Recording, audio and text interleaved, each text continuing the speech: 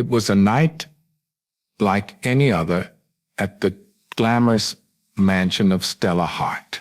She was used to the flashes of cameras, the attention of the public, and the buzz of being a celebrity. Yet, on this night, something weighed heavily on her mind. At first, no one could have guessed it. The glamorous appearances, the perfect selfies, the sparkling parties, none of it gave any hint of the scars hidden deep within her. But those scars had been there for a long time, hidden away for years, until one day Stella could no longer keep them inside. She sat in front of a camera for the first time in years, not as a socialite or influencer, but as a woman ready to reveal a painful chapter from her past. "I never wanted to talk about it," she began, her voice trembling slightly as she spoke. "But I think it's time for the truth to be known." And so in 2020, the documentary This Is Stella was born. I was 16 years old when my parents sent me away to the school, Stella continued. I had no idea what I was walking into. I thought it was going to be a place to help me, but instead it became a nightmare. The documentary, though difficult to watch, was a powerful testimony of the pain that had lived inside Stella for so long. She recalled her first day at the boarding school, a place where young girls were stripped of their identities, their voices silenced by a brutal system designed to correct them.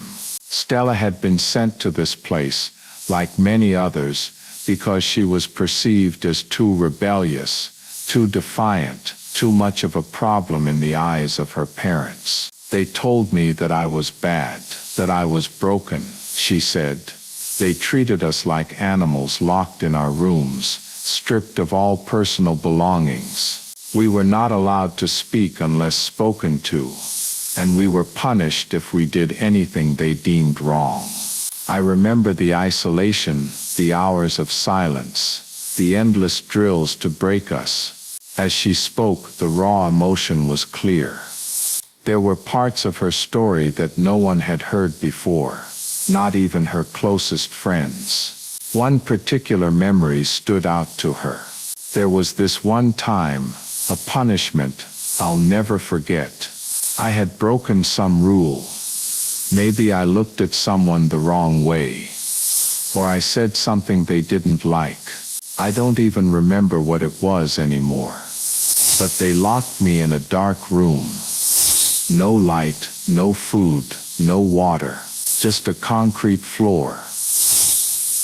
It felt like hours, but it was probably only minutes. I lost all sense of time there. Stella's voice wavered.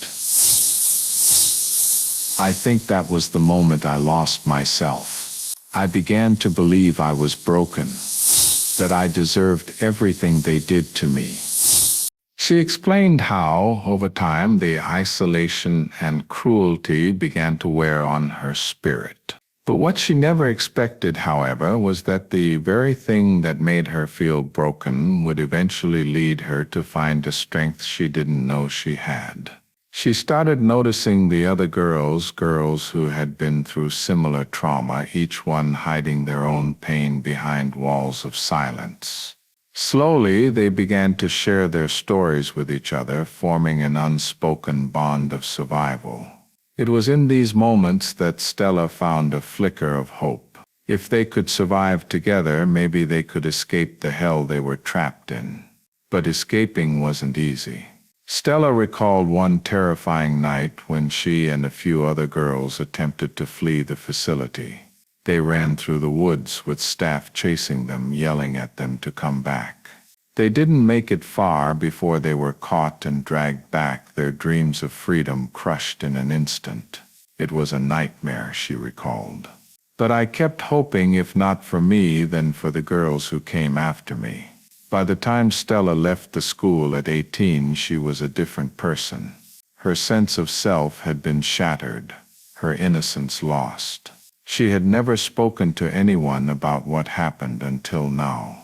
The documentary went viral. Fans, critics, and even those who had known her for years were shocked by the revelation. Many praised Stella for her bravery, for using her platform to shed light on the horrors of troubled teen boarding schools and the systemic abuse that so often went unchecked. But Stella didn't stop there. She began speaking out against the institutions, calling for greater accountability and reform. She advocated for the protection of vulnerable teens, for the mental health of young people, and for the importance of giving them a voice. She founded organizations to help those who had been through similar experiences and worked tirelessly to raise awareness about the need for change. In one of her most emotional interviews, she said, "I want people to understand that this isn't just my story. This is the story of so many others. Young people who were silenced, who were told they didn't matter. They do matter.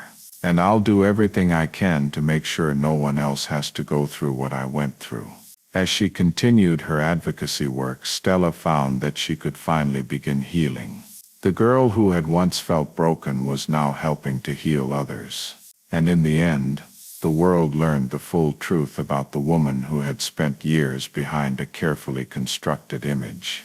Her name wasn't Stella Hart. It was Paris Hilton.